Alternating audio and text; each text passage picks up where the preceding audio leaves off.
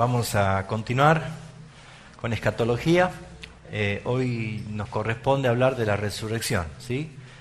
La clase pasada hemos hablado de la muerte, lo que es la muerte, tanto del cristiano como el impío. Hoy vamos a hablar acerca de la resurrección, también una doctrina bíblica que nos enseña a que esto va a acontecer.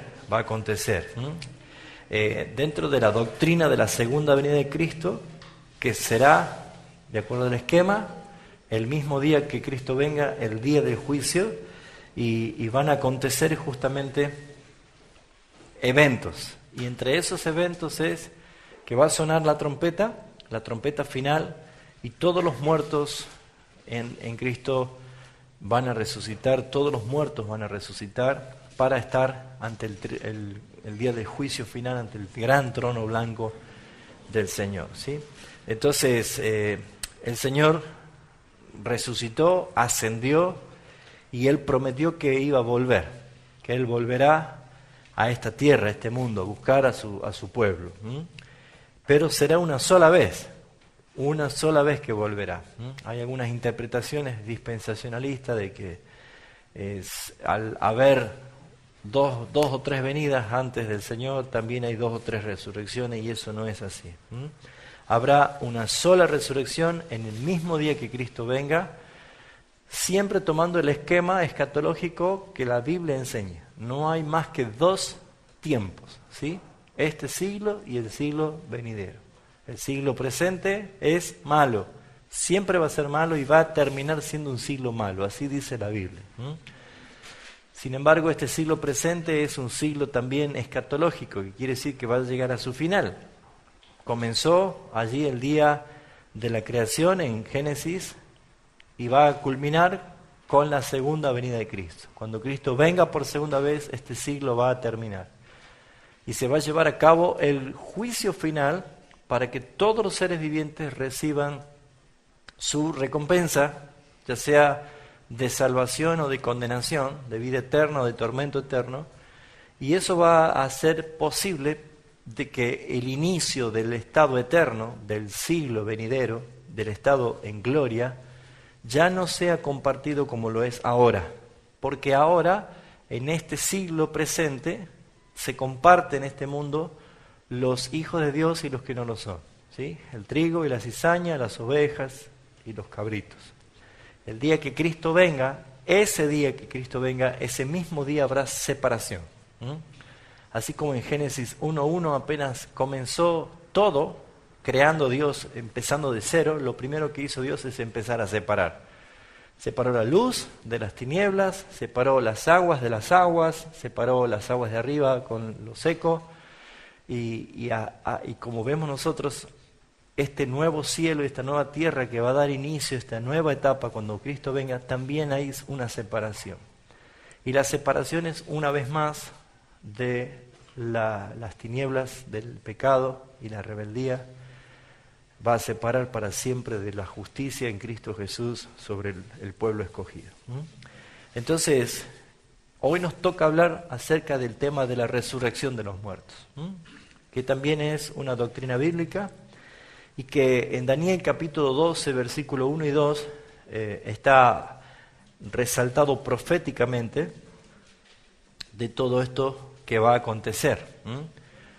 Daniel capítulo 12, versículo 1 y 2. La gente desde el pecado de Adán muere, y viene muriendo, y todos vamos a morir, eso dice la palabra. Eso es lo que vimos la clase pasada. Pero lo que tenemos que entender es que hay una promesa de resurrección. Pero la gente no anda resucitando todos los meses, todas las semanas, no. Hay un día que se va a llevar a cabo la resurrección. ¿Ha habido resurrecciones que la Biblia relata? Sí, son casos únicos y excepcionales. No son reglas, ¿sí? Son cosas puntualmente que sucedían por algún propósito de Dios. Pero lo que nosotros no podemos negar es que hay un día donde todos los muertos resucitarán. Y dice el versículo 1 del capítulo 12 de Daniel: en aquel tiempo se levantará Miguel, el gran príncipe que está de parte de los hijos de tu pueblo, y será tiempo de angustia, el cual nunca fue desde que hubo gente hasta entonces, pero en aquel tiempo será libertado tu pueblo, todos los que se hallasen escritos en el libro, hallen escritos en el libro. Y muchos de los que duermen en el polvo de la tierra serán despertados, unos para vida eterna y otros para vergüenza y confusión perpetua. Entonces, la idea de la resurrección es una idea bíblica. Así que primero vamos a ver nosotros el concepto de la resurrección en el Antiguo Testamento, qué es lo que hace referencia o qué es lo que menciona el concepto de la resurrección en el Antiguo Testamento, cómo es el enfoque dado allí, y luego vamos a ver también qué es lo que se entiende y qué es lo que se revela en el Nuevo Testamento acerca de la resurrección. Cuando hablamos de la resurrección, también es un misterio, ¿sí? Porque nosotros no sabemos cómo es esto, pero sí es algo que forma parte dentro de las doctrinas bíblicas que no debemos ignorarla. Y por esa razón es que puede generarse muchas preguntas. ¿Cuándo será la resurrección? ¿Cómo será la resurrección? ¿Qué pasará en esa resurrección? ¿Qué cuerpo tendremos en esa resurrección? Y todas esas preguntas podemos responderlas y podemos entenderlas de cómo ha sido revelado a través de las Escrituras. Entonces lo primero que vamos a ver es la resurrección enfocada desde el Antiguo Testamento. O sea, la incapacidad de los discípulos para asimilar la enseñanza de Jesús acerca de la muerte y la resurrección, ellos tenían un problema. Ellos necesitaban entender o comprender acerca de este tema que ellos no podían a sí mismos entenderlo. No se olviden que los discípulos, los apóstoles, los que estaban con Jesús en plena misión, ellos no tenían el Nuevo Testamento todavía. La Escritura para ellos son los profetas y los libros de Moisés, que son el Pentateuco, ¿sí? Por lo tanto, lo que nosotros tendremos que ver las referencias que se hace en cuanto a la resurrección en el Antiguo Testamento. Vamos a ver Job capítulo 19, vamos a ver un poquito en nuestras Biblias. Job 19.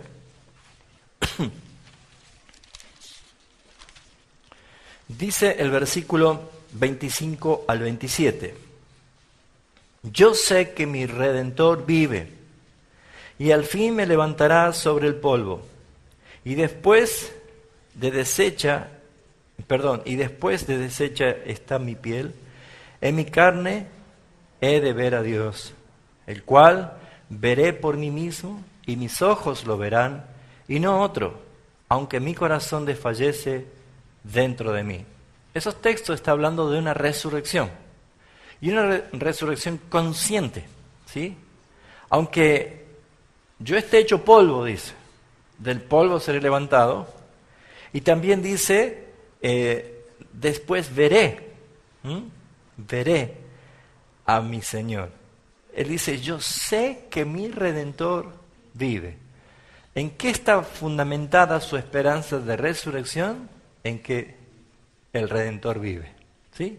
Y fíjense que esto es algo muy profético porque Jesús todavía no se había encarnado y no había muerto en la cruz y había resucitado para garantizar esto.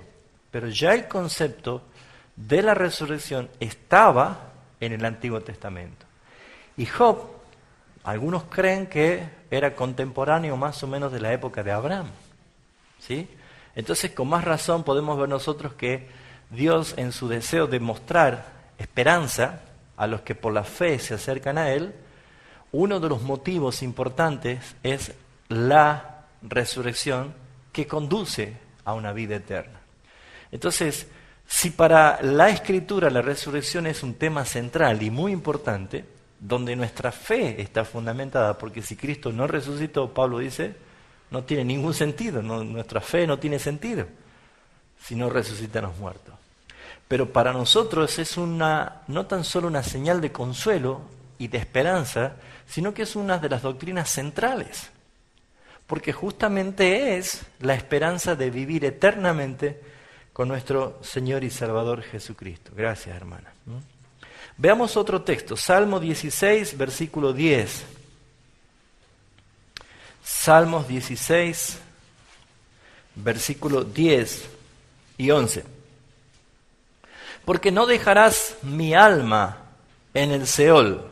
La traducción de Seol aquí es simplemente sepultura, ¿sí? No dejarás mi alma en la sepultura, ni permitirás que tu santo vea corrupción. Me mostrarás la senda de la vida, y en tu presencia hay plenitud de gozo, delicias a tu diestra para siempre. Si bien es cierto, esto es una profecía mesiánica acerca de que Cristo iba a ser resucitado, pero ya vemos nosotros que el concepto de la resurrección estaba en el Antiguo Testamento.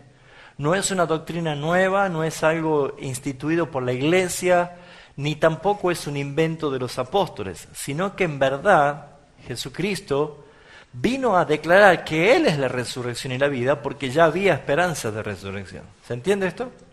Entonces hay textos que nos van guiando a entender y a comprender cuál es la función o la esperanza en cuanto a la resurrección. Capítulo 17 de Salmos, versículo 15, dice: en cuanto a mí, veré tu rostro en justicia, estaré satisfecho cuando despierte a tu semejanza. Ese texto es precioso.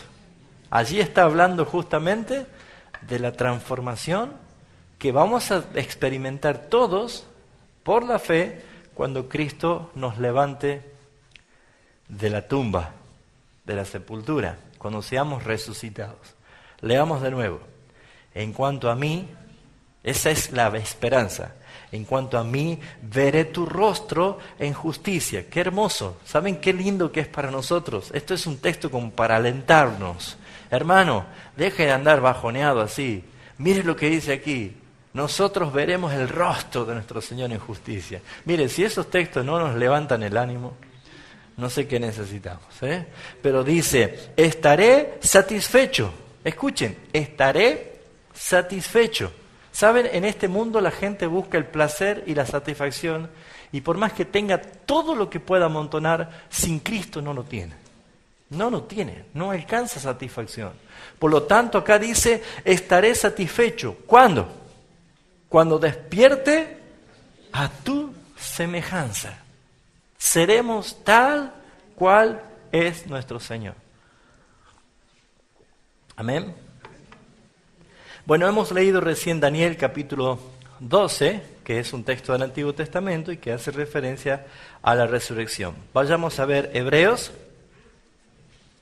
capítulo 11. Hebreos capítulo 11, y dice el versículo 19. Pensando que Dios es poderoso para levantar aún de entre los muertos, de donde en sentido figurado también le volvió a recibir. Encontramos en la Biblia referencia, o sea que la idea de la resurrección o el concepto de la resurrección ya estaba en el Antiguo Testamento.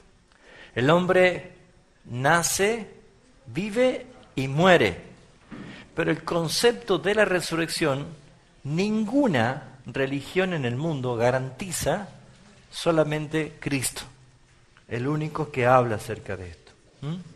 Ahora veamos la resurrección ya revelada en el Nuevo Testamento. ¿Qué podemos encontrar de esto? Bueno, nuestro Señor Jesucristo, Él mismo se encargó de hablar y de enseñar muchas veces acerca de este tema.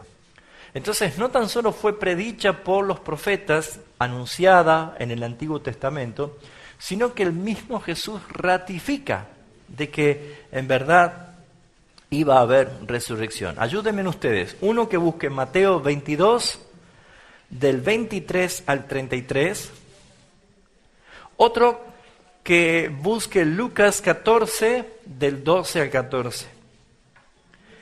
Y otro vaya a Juan capítulo 5, versículos 28 y 29. Vamos a ver esos textos. ¿Qué dice Jesús ya en el Nuevo Testamento acerca de la resurrección? Repito, Mateo 22, del 23 al 33. Alguien prepárese para leerlo a ese texto. Lucas 14, del 12 al 14, y Juan capítulo 5, versículo 28 y 29. ¿Quién tiene Mateo? Léalo fuerte, mientras yo tomo un café.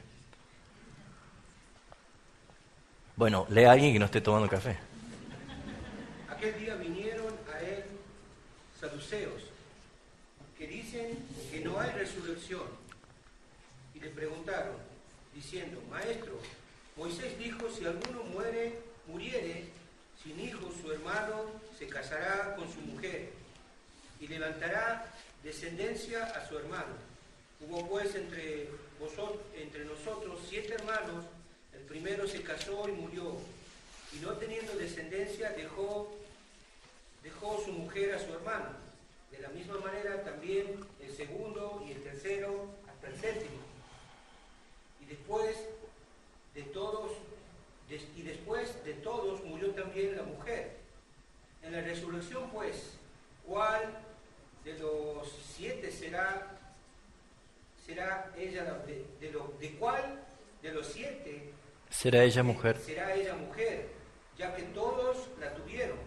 Entonces les respondió Jesús, les dijo, erráis ignorando las Escrituras y el poder de Dios, porque en la resurrección,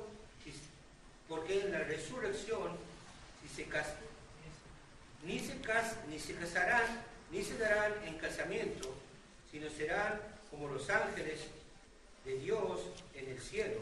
Pero respecto a la resurrección de los muertos, ¿no habéis leído lo que os fue dicho por Dios cuando dijo, yo soy el Dios de Abraham y el Dios de Isaac y el Dios de Jacob?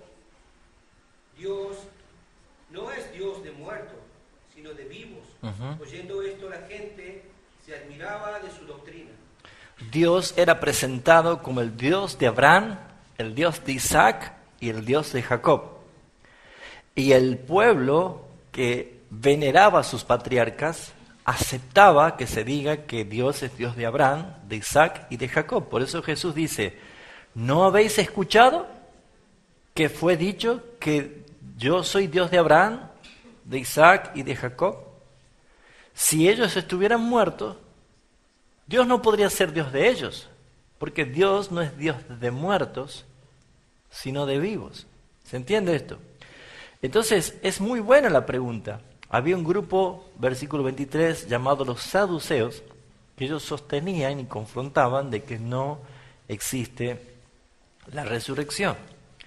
Nosotros podemos ver algo que pasó en Hechos de los Apóstoles, no lo busquen, se lo leo yo, 23, cuando Pablo estaba ante el concilio, y desde el versículo 8, voy a leerles del 6, algo que pasó en ese momento. Dice, entonces Pablo, notando que una parte era de saduceos y otra parte de fariseos, alzó la voz en el concilio, diciendo, varones hermanos, yo soy fariseo, hijo de fariseo, acerca de la esperanza y de la resurrección de los muertos se me juzga.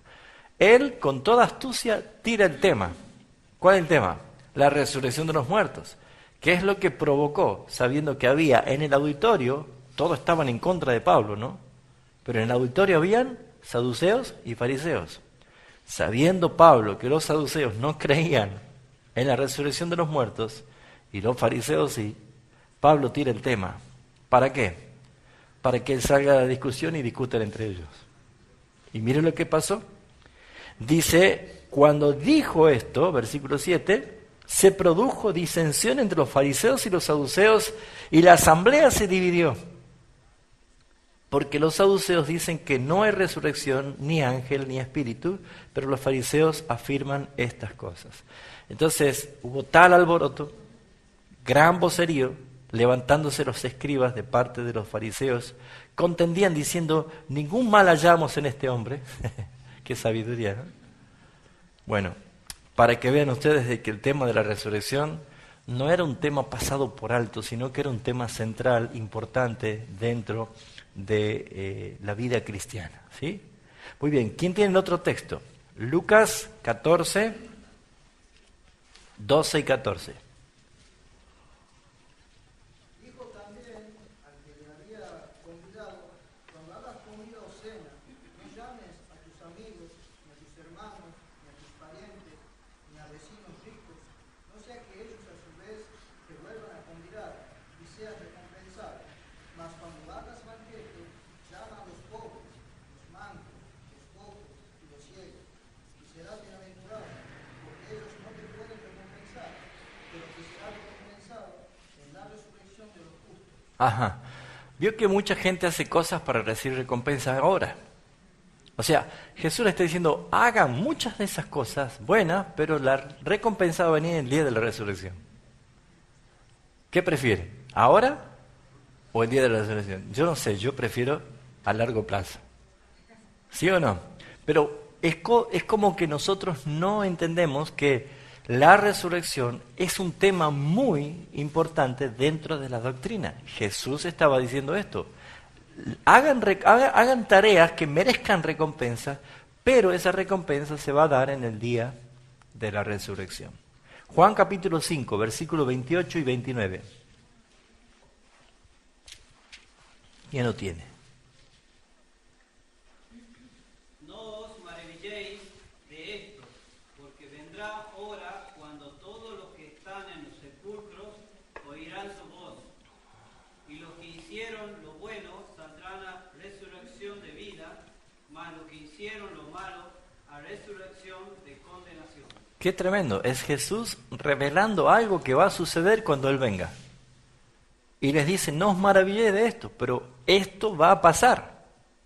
Todos van a resucitar. ¿Unos para qué dice? ¿Resurrección de qué? ¿De vida? Y Resurrección de vida, y malos, los que hicieron lo malo a resurrección de condenación. Ajá. O sea que la resurrección devuelve a todos los muertos para que entren, después del juicio final, a su desenlace o a su destino eterno. Eterno.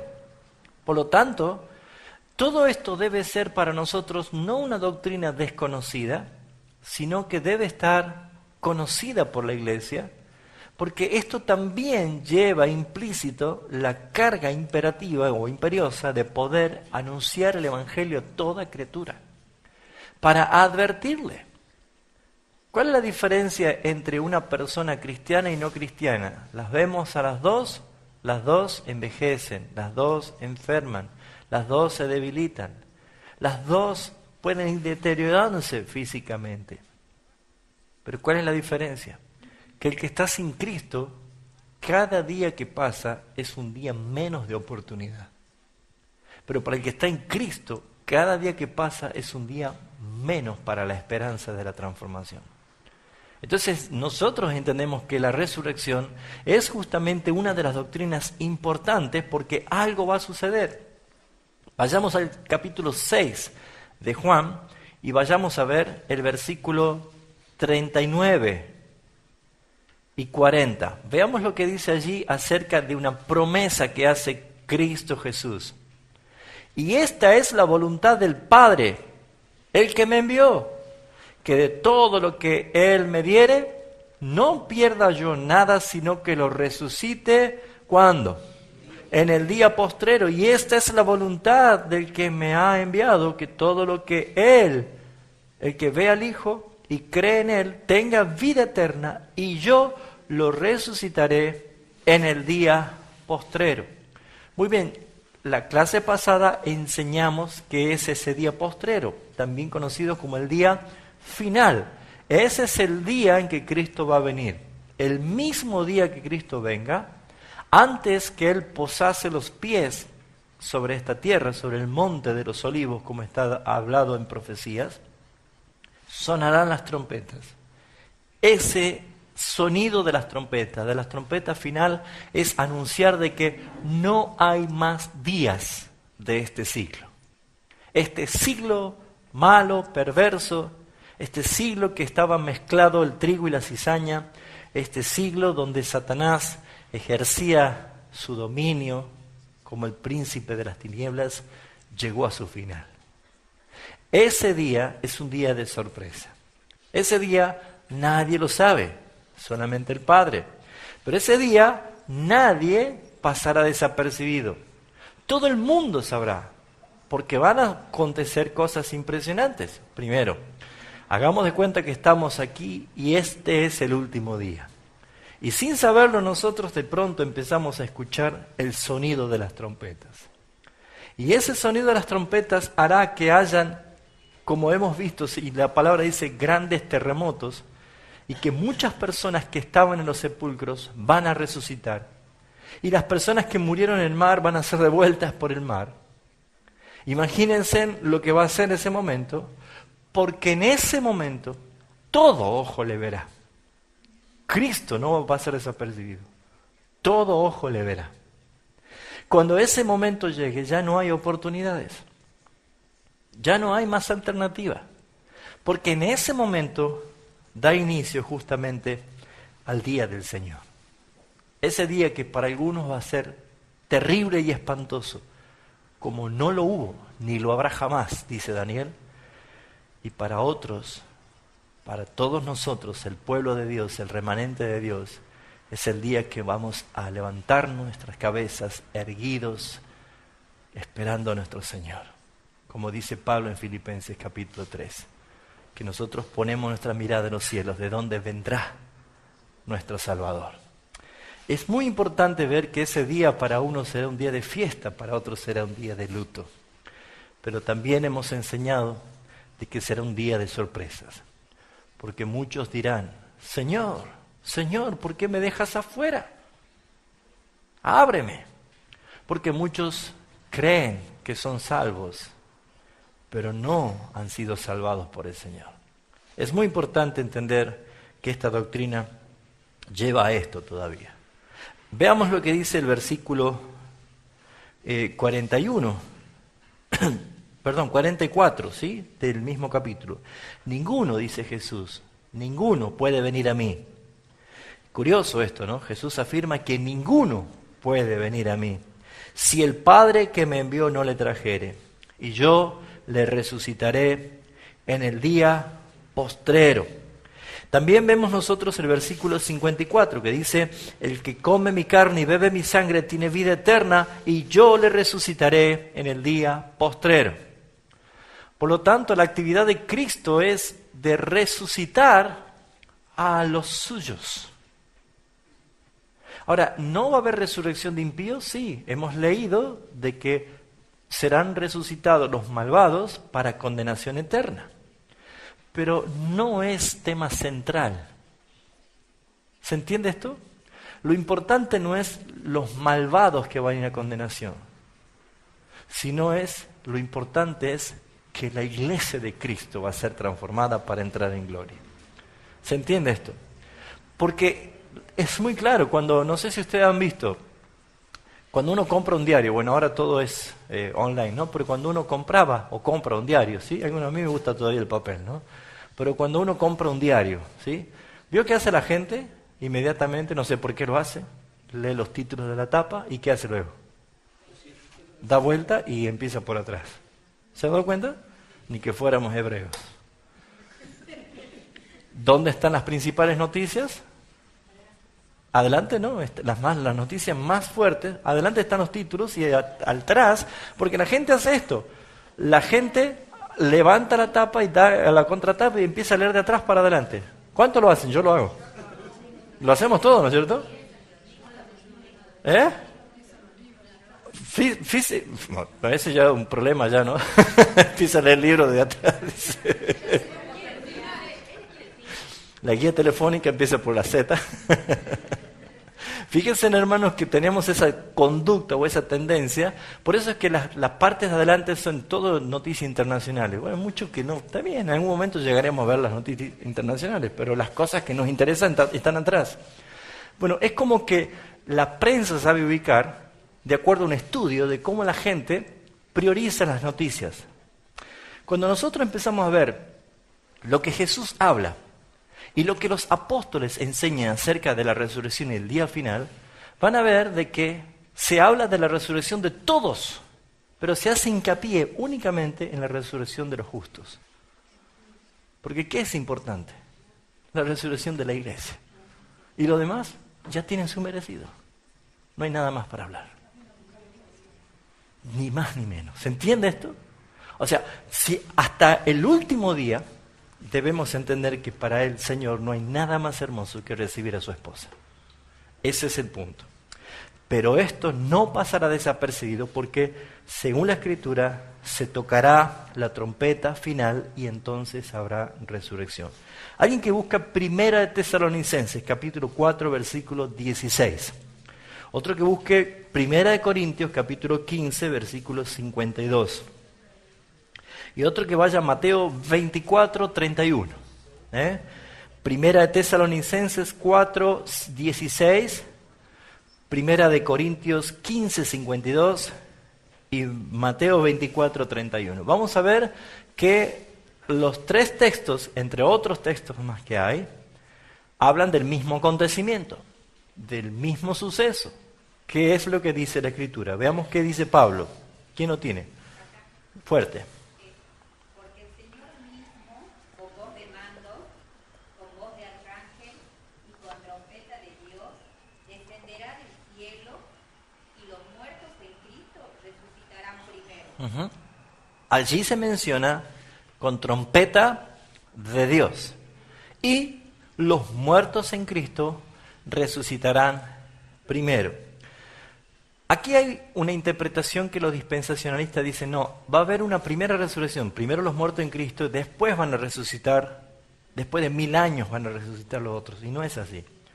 Es otra vez haciendo mención a que lo importante, eso que dice lo primero es lo importante, es que se menciona que los muertos en Cristo van a resucitar, y los otros también, pero no es importante.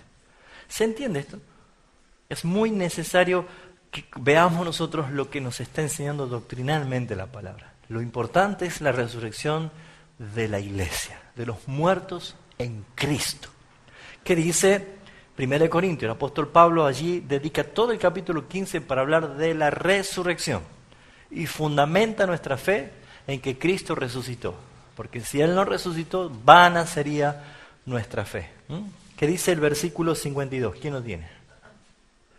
En un momento, en un abrir y cerrar de ojos, a la trompeta final, porque se tocará la trompeta y los muertos serán resucitados incorruptibles y nosotros seremos transformados. ¡Wow! Fíjense, ¿cómo será el momento de nuestra resurrección? Allí lo dice, en un momento. En un abrir y cerrar de ojos. ¿Usted pestañea? ¿Cuántas veces pestañamos en el día? Bueno, es como un pestañear. En un abrir y cerrar de ojos. Porque se tocará la trompeta final. La final trompeta. Si dice final, ¿hay más trompetas? No hay más trompetas.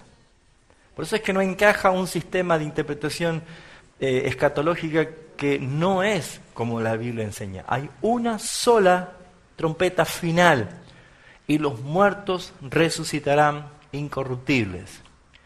Ahora Jesús también, cuando les hace la pregunta diciendo, Señor, dinos qué señales habrá de tu venida, en Mateo 24, que está hablando de cómo va a ser su venida, Mateo 24, 25, Jesús dice lo siguiente, ¿quién lo tiene? Mateo 24, 31. Enviará a sus ángeles con gran voz de trompeta y juntarán a sus escogidos de los cuatro vientos desde un extremo del cielo hasta el otro. Qué interesante entender que ese día que suenen las trompetas, todos los seres humanos van a resucitar, pero siempre hace mención a que lo más importante son sus escogidos. Es su iglesia. Está hablando de la resurrección de los justos como algo importantísimo. Pero esto sucederá en el día último, el día postrero. Ya dije que la palabra postrero significa último. Por eso de ahí viene la palabra postre. Comemos el postre al final. Eso es lo que nosotros podemos entender, que la Escritura nos dice que ¿el último día de qué? De este siglo malo, va a ser el día en que van a sonar las trompetas y todos van a resucitar. Ahora, ¿qué significa, de acuerdo a la Escritura, la primera y la segunda resurrección? Esto está en Apocalipsis capítulo 20. Vamos allí. También se malinterpreta esto de la primera y la segunda resurrección. ¿Qué significa esto de la primera y la segunda resurrección? Veamos lo que dice Apocalipsis capítulo 20, versículos 5 y 6. Dice, pero los otros muertos no volvieron a vivir hasta que se cumplieron 1000 años.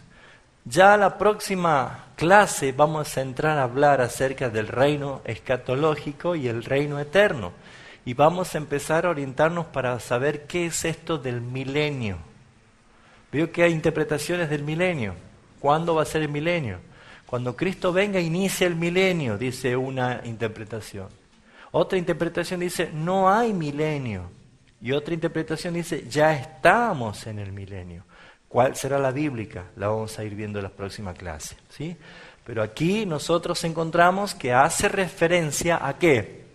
A que dice, los otros muertos no volvieron a vivir hasta que se cumplieron 1000 años. Esta es la primera resurrección. Bienaventurado el santo, el que tiene parte en la primera resurrección. Dice, la segunda muerte no tiene potestad sobre estos, sino que serán sacerdotes de Dios y de Cristo y reinarán con Él 1000 años. Muy bien, para poder entender estos versículos necesitamos entender qué son estos 1000 años. Si nosotros tenemos que tomar Apocalipsis literalmente, es muy fácil confundirse con esto, porque estos 1000 años literalmente serían 1000 años. Pero no son 1000 años literales, porque nada de Apocalipsis, o mejor dicho, muy poco de Apocalipsis es literal. Casi todo es simbólico, casi todo es figurativo, incluso la numerología también es simbólica. Por eso que muchas interpretaciones erróneas han derivado hasta en sectas, ¿sí? Allí hay un grupo religioso sectario que creen que solamente 144.000 se van a salvar, ¿sí? Y que todos los sábados le tocan los timbres en la mañana a su casa, ¿sí? Que van de a 2, ¿sí? Bueno, ¿por qué? Porque ellos interpretan así. Bueno, la numerología bíblica del Apocalipsis no es literal, ¿sí? Siempre debemos entender que cuando un número es elevado al 1000, está hablando de un periodo largo, un tiempo largo, ¿sí? Entonces, poder entender 1000 años, específicamente está mostrando de un prolongado tiempo, Ahora, aquí se menciona la primera resurrección y la segunda resurrección. Dice, leamos de nuevo, versículo 5, pero los otros muertos no volvieron a vivir hasta que se cumplieron los 1000 años. Muy bien, los otros muertos. ¿Quiénes son los otros muertos? ¿De qué resurrección está hablando? ¿Cuál es la primera y cuál es la segunda resurrección? Pablo nos enseña cuál es la primera resurrección. Por ejemplo, nosotros, hijos de Dios, ya tuvimos la primera resurrección. ¿Sabían ustedes?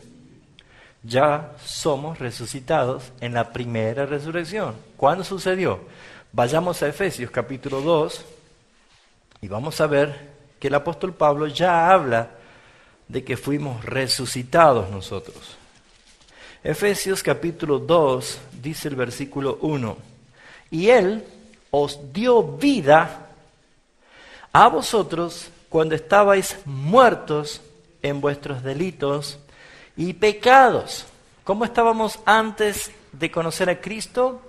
Muertos espiritualmente, vivos biológicamente, pero muertos en delitos y pecados, en los cuales anduviste en otro tiempo siguiendo la corriente de este mundo, conforme al príncipe de la potestad del aire, el espíritu que ahora opera en los hijos de desobediencia. ¿Cómo están los hijos de desobediencia? Donde el diablo sigue operando sobre ellos con autoridad. Están muertos, ellos están muertos. ¿Quiere ver gente muerta que anda en la calle? Es fácil, no hay que ir a ver películas de zombies, ¿eh? Vivos biológicamente, pero para Dios están muertos. Pero ¿qué dice Pablo? Él les dio vida. ¿Qué significa eso? Que fuimos resucitados. Porque ¿cómo estábamos? Muertos en delitos y pecados.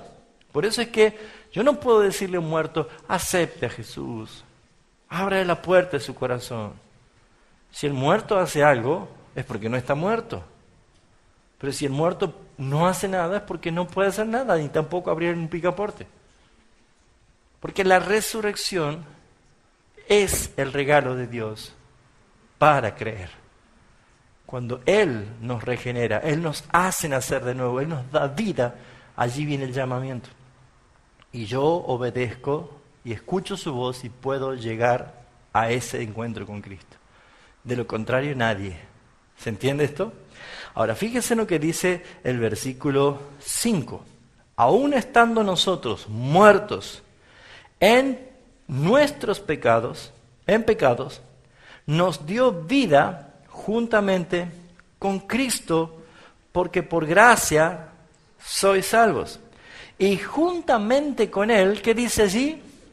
¿Nos resucitará?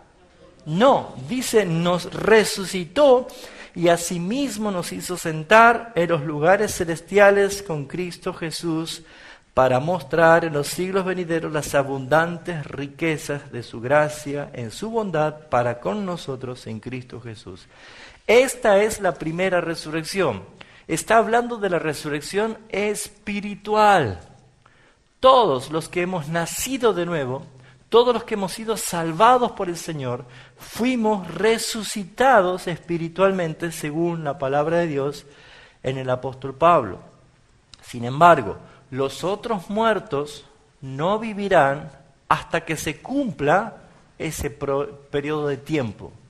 Es este siglo malo. ¿Se entiende? Hay aquellos que han sido escogidos para salvación y en esta vida van a ser llamados, como fue llamado Lázaro, a salir fuera de la tumba.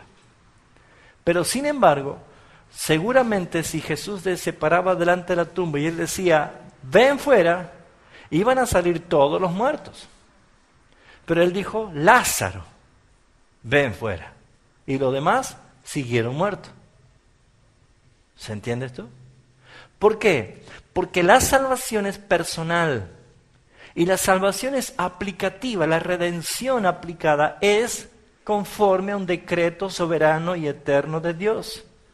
Porque a los que antes conoció, a estos los predestinó.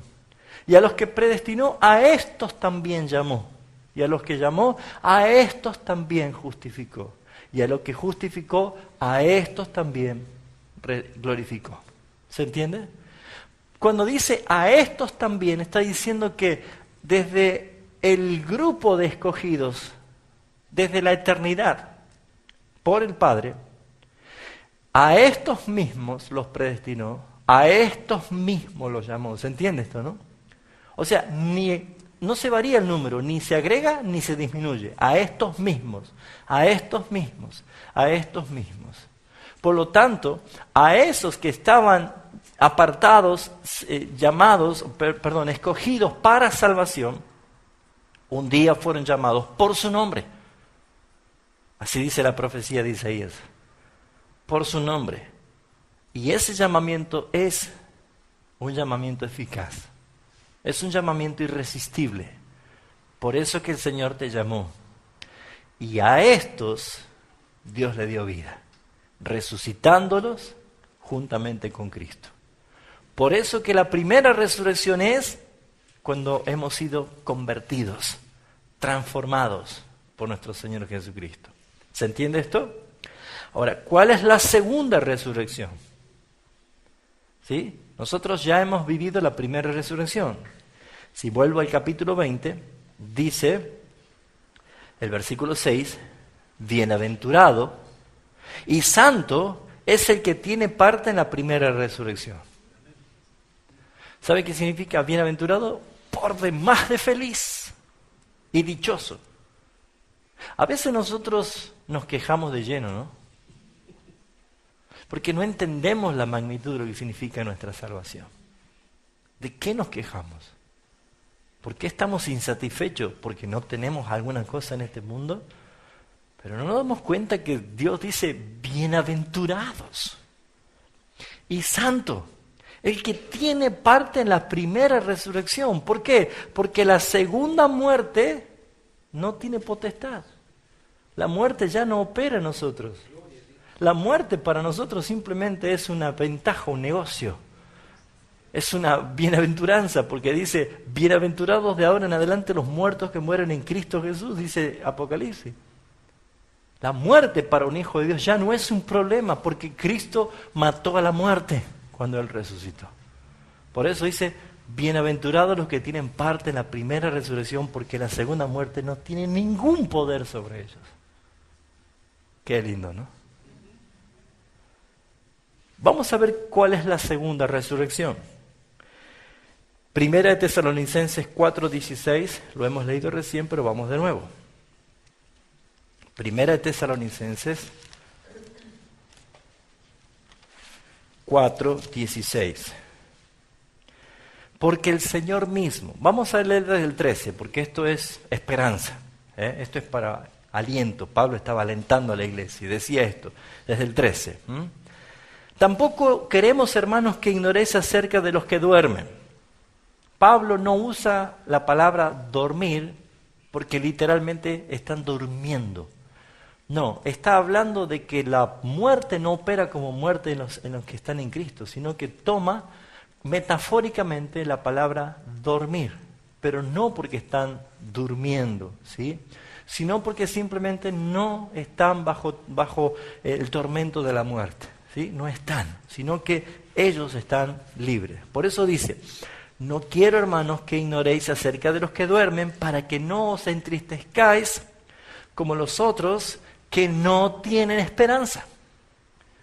¿Vio cómo reacciona la gente que no tiene la esperanza en Cristo Jesús de la resurrección? Para nosotros es diferente. Porque si creemos que Jesús murió y resucitó, ¿cuántos creen esto? Bueno, ahí está nuestra fe, nuestra confianza. Así también traerá Dios con Jesús a los que durmieron en Él. Por lo cual decimos esto en palabra del Señor, que nosotros, los que vivimos, los que habremos quedado hasta la venida del Señor, no precederemos a los que durmieron.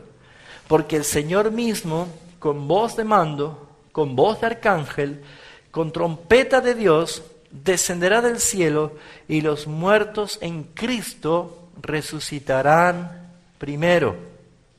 Como verán, los muertos en Cristo ya han resucitado en la primera resurrección cuando conocieron a Cristo, Él les dio vida, pero se murieron.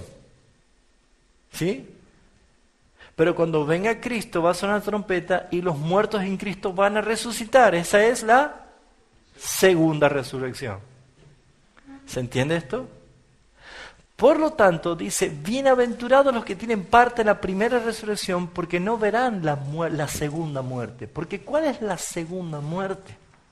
No es la muerte física, sino que es la condenación y la separación eterna de Dios en el infierno. ¿Vamos bien? Bueno. Así que, mis hermanos, la doctrina de la resurrección es muy importante. La resurrección primera es la resurrección espiritual y la resurrección segunda es la resurrección física, ¿sí? Para que tengamos un cuerpo preparado para la eternidad. Nuestros cuerpos no están preparados para la eternidad a causa del pecado. Como enseñamos, todos los días nos vamos muriendo, nos vamos envejeciendo, ¿sí? En cambio, no tenemos un cuerpo preparado para la gloria. Bueno, ¿cuál es la naturaleza del cuerpo en la resurrección? ¿Cuál es la naturaleza misma de la resurrección? Es una resurrección literal del cuerpo. No es solo espiritual, sino que los muertos en Cristo van a resucitar físicamente.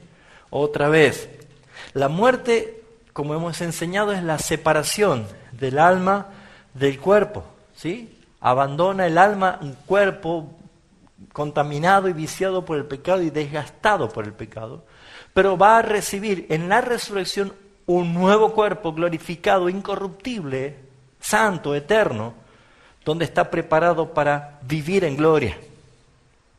Ese es el cuerpo que esperamos, con nuestra imagen, con nuestra apariencia, nada más que sin enfermedad, sin vejez, sin dolor, preparado para la eternidad. Nuestros cuerpos nuevos, tal cual nosotros somos, nos conoceremos, nos veremos. Un cuerpo que está preparado en gloria, o sea, está potencializado lo que nosotros no lo podemos usar realmente por causa de nuestro pecado. Nosotros tenemos nuestros 5 sentidos amoldado a este cuerpo corrupto, amoldado a este sistema corrupto de este siglo que es malo.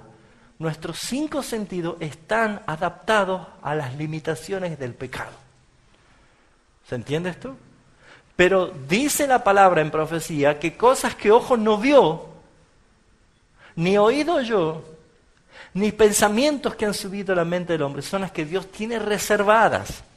O sea, imagínense, no podemos nosotros oír cosas que Dios tiene reservadas ahora con este cuerpo porque nos mataría, nos aniquilaría, porque no estamos con un cuerpo preparado para eso. No podemos ver cosas que son gloriosas y celestiales con nuestros ojos porque no podríamos. ¿Se entiende esto? Por eso es que cuando seamos transformados en la resurrección, tendremos un cuerpo preparado para la eternidad. Y los 5 sentidos. ¿Saben cuáles son los 5 sentidos? Vista, oído, olfato, gusto y tacto. ¿Se puede imaginar que esos 5 sentidos glorificados son dádivas de la gracia de Dios, regalos de la gracia de Dios para prepararnos para la eternidad? Si acá escuchamos alguna vez una melodía extraordinaria y brillante, no es nada comparado a lo que Dios tiene reservado. Si alguna vez has sentido una fragancia exquisita, y no hablo del bizcochuelo, ¿sí? Una fragancia realmente maravillosa, nadie puede percibir lo que es lo que Dios tiene preparado con esta naturaleza. Por eso Pablo decía, para mí salir de este cuerpo de muerte es un negocio. Porque estar con Cristo es realmente mucho mejor. Amén. Aleluya, llegó un mate. ¿Después de cuántos minutos, Batián? Sí.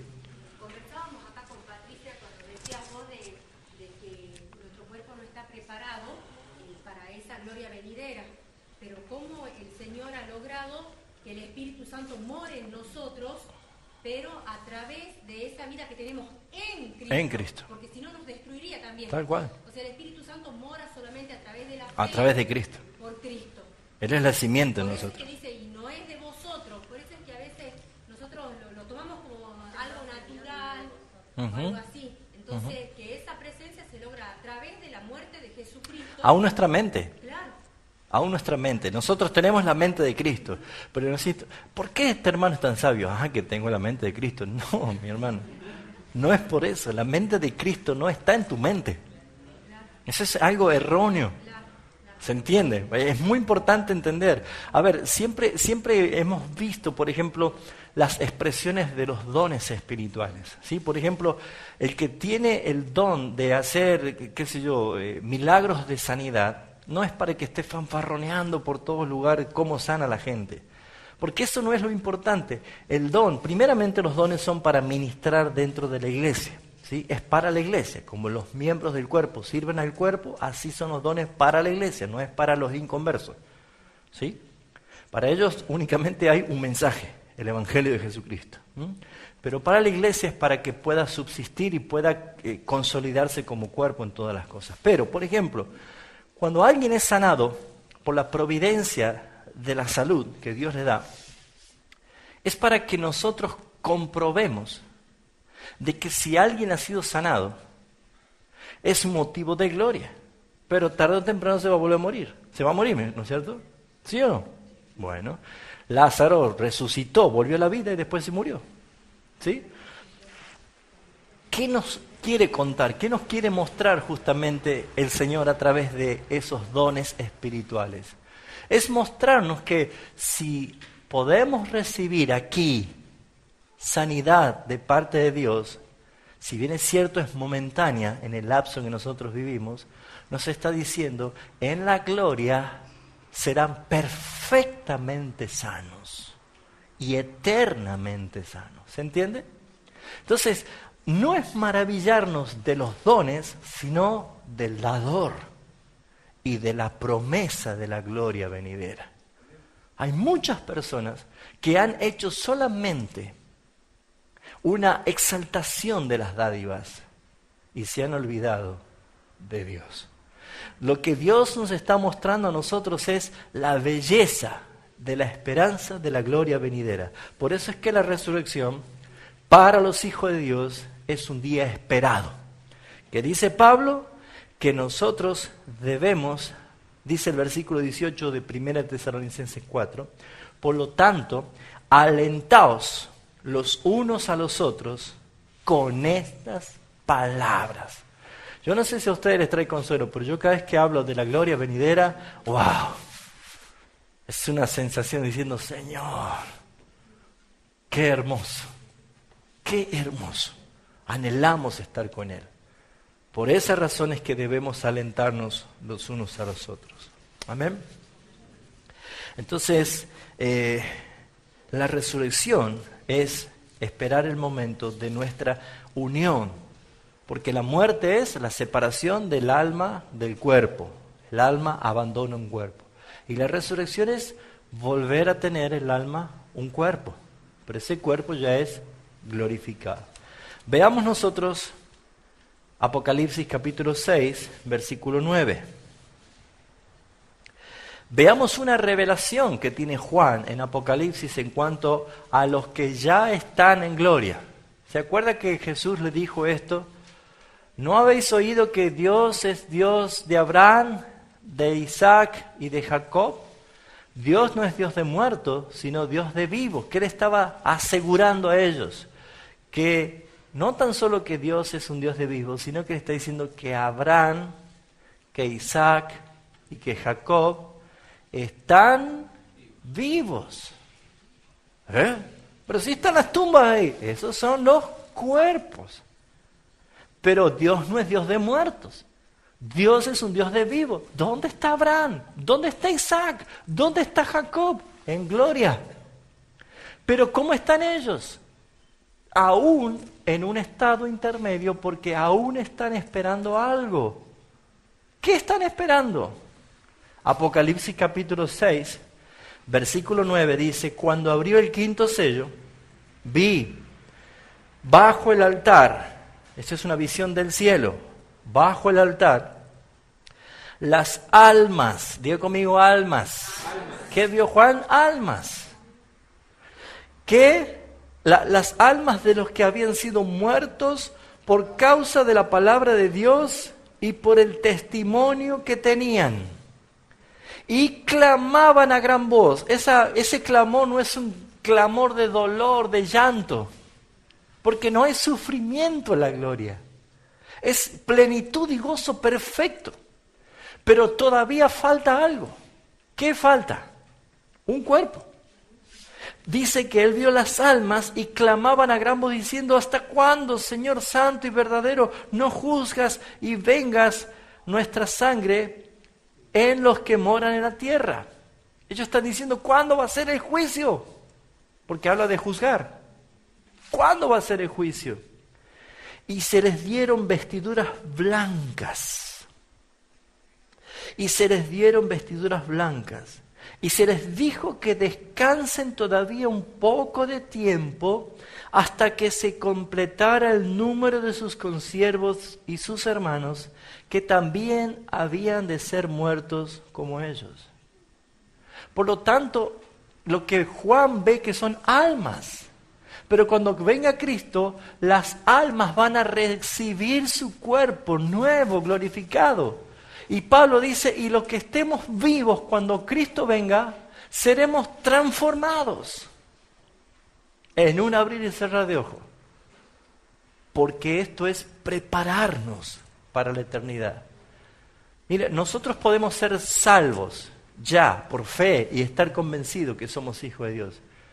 Pero si nosotros queremos cruzar el umbral de este siglo, el siglo venidero, con este cuerpo, es como que nos desintegramos.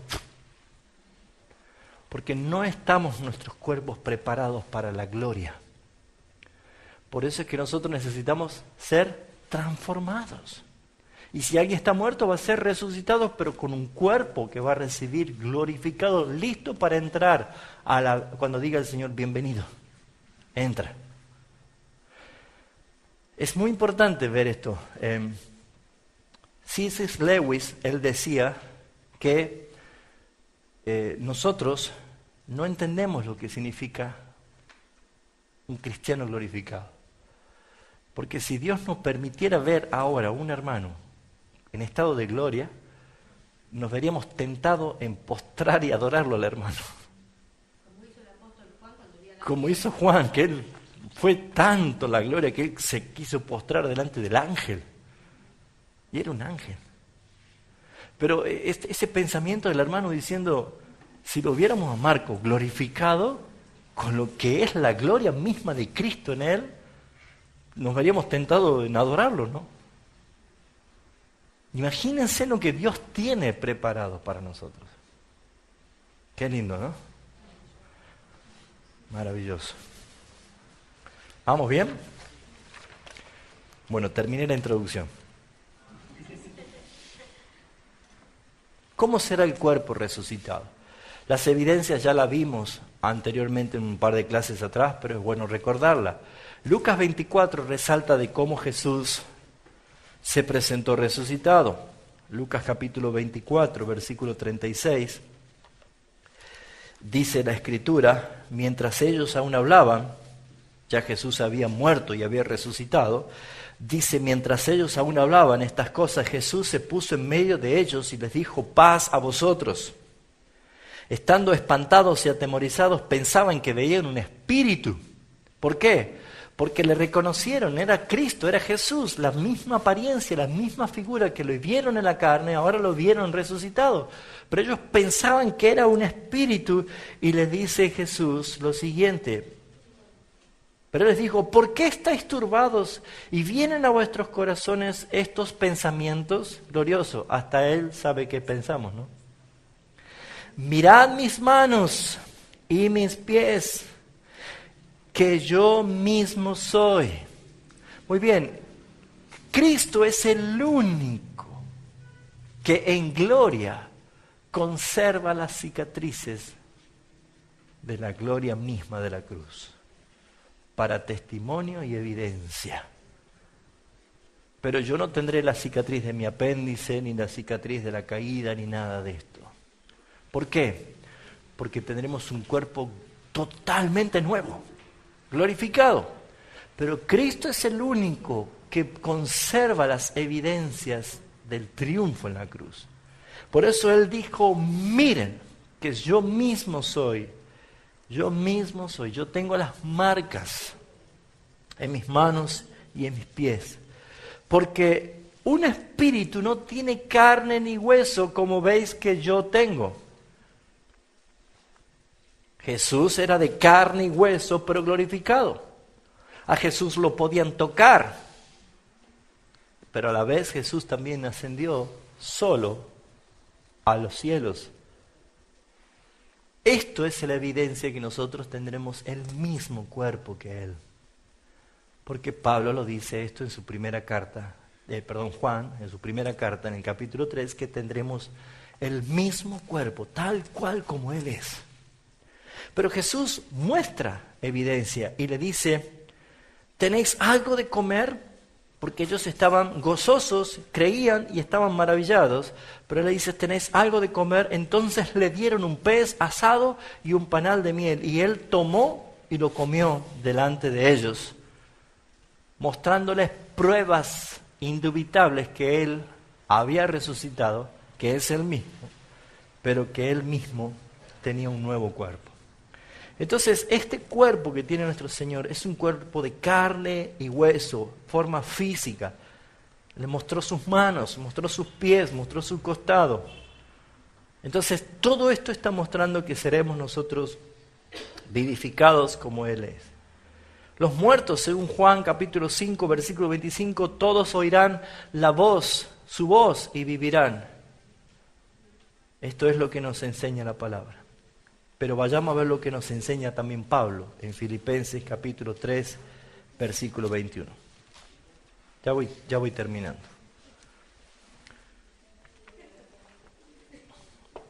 Filipenses capítulo 3, versículos 20 y 21. Mas nuestra ciudadanía, quiere decir nuestra identidad, está ¿en dónde? En los cielos, de donde también esperamos al Salvador, al Señor Jesucristo, el cual transformará el cuerpo de la humillación nuestra para que sea semejante al cuerpo de la gloria suya en el poder con el cual también puede sujetar a sí mismo todas las cosas. Gracias por ese entusiasmo, hermano. Es que pareciera que nos quedamos pasmados por esa buena noticia, ¿no? Pero saben, mis hermanos, la Escritura nos está mostrando lo siguiente. Dice que nuestra ciudadanía está en los cielos. Esperamos que nuestro Salvador venga, y cuando Él venga, dice Pablo, seremos transformados. Este cuerpo humillante, porque este cuerpo es humillante, mientras más viejos nos hacemos, nos vamos más humillando por este cuerpo, ¿sí o no? Ya te tienen que ayudar a subir la escalera, a bajar la escalera. ¿Qué pasa con nuestras enfermedades físicas, con nuestro deterioro? ¿Sí? Yo cuando uno se encuentra con los ex compañeros de la escuela o los compañeros de la primaria, y uno dice, wow, ¿qué te pasó? El maltrato de la vida. El camión del tiempo me pasó por encima, decimos, ¿no? Dios mío, ¿dónde está ese flaquito que era mi compañero? Te dice, ¿no? Porque es humillante, claro, mis hermanos. Vamos a ser libres de la humillación de este cuerpo, porque el pecado dejó sus rastros. Y aquel que cree que no existe el pecado solamente véase en el espejo todos los días, hasta el día que deje de verse en el espejo. Y va a darse cuenta que el pecado es tan destructivo y tan abominable para los ojos de Dios que ni siquiera Dios quiere nuestro cuerpo pecaminoso. Lo desecha. Tengo un cuerpo preparado, nuevo para ti. No sé, a mí me cuesta llegar a imaginarme porque es demasiado. Pero lo dice la palabra y yo lo creo. ¿Sí? Yo siempre bromeo así, cuando ya estamos cada vez más dolorosos por algo, digo, bueno, yo espero el plan canje. Uy, ¿hace cuánto que tengo el mate acá? Hermano, hágame señas, si no... ¿Y usted toma mate frío, sí? ¿O lo enfrío yo? Bueno, él está diciendo que vamos a dejar ese cuerpo, dice, para que sea semejante, no igual, ¿sí? Semejante. Pero yo me conformo con eso. Semejante al cuerpo de la gloria suya. Nosotros no tendremos la gloria de Cristo, Él nos hace partícipe de su gloria. La gloria es de Él y solamente de Él. Él no comparte su gloria con nadie. ¿Sí? ¿Se entiende esto? Pero yo me conformo con eso. Yo quiero esa. Pero dice que seremos semejantes al cuerpo de la gloria suya. Pero nos quedamos nosotros con el cuerpo, pero nos olvidamos de la postdata de este versículo. Y hay unos renglones más que dice lo siguiente: por el poder en el cual también, está hablando de Cristo, el poder de Cristo, ¿sí? Que tiene Él en su cuerpo glorificado, ese poder que puede también sujetar a sí mismo todas las cosas. ¿Saben qué habla? Del dominio que Cristo resucitado tiene sobre todas las cosas. Por eso Él entrar a donde estaban reunidos con las puertas cerradas por miedo a los judíos, los apóstoles, ¿habrá pasado por la puerta? ¿Habrá pasado por la pared? ¿Cuál es el problema si Él puede sujetar y controlar con dominio de todas las cosas? Ese mismo cuerpo es el que lo vieron ascender. Dominio sobre la gravedad, dominio sobre el tiempo, la forma y el espacio. Ese es el cuerpo en el cual Pablo está diciendo, nosotros tendremos un cuerpo semejante al de Él. Amén. Todavía somos muy limitados para entender la magnitud de lo que revela la palabra. Pero en eso nos conformamos, hermanos. Termino. Llegamos a la conclusión. La resurrección es física, ¿sí? Y opera el poder del Espíritu Santo. Vamos a Romanos capítulo 8, versículo 11. Ya vamos terminando. Romanos 8, 11. ¿Cuántos están bendecidos? Le hace bien conocer esto, amén. Bueno, Romanos 8, 10 y 11. Pero si Cristo está en vosotros, el cuerpo, la verdad, está muerto a causa del pecado, mas el espíritu vive a causa de la justicia. Y si el espíritu de aquel que levantó de los muertos a Jesús mora en vosotros, el que levantó de los muertos a Cristo Jesús vivificará también vuestros cuerpos mortales por el Espíritu que mora en vosotros. Está diciendo que el mismo poder del Espíritu Santo que levantó a Cristo de entre los muertos es el mismo poder creador de todo lo que existe. Ese mismo Espíritu Santo habita en ti y en mí. Y esa es la garantía que tenemos.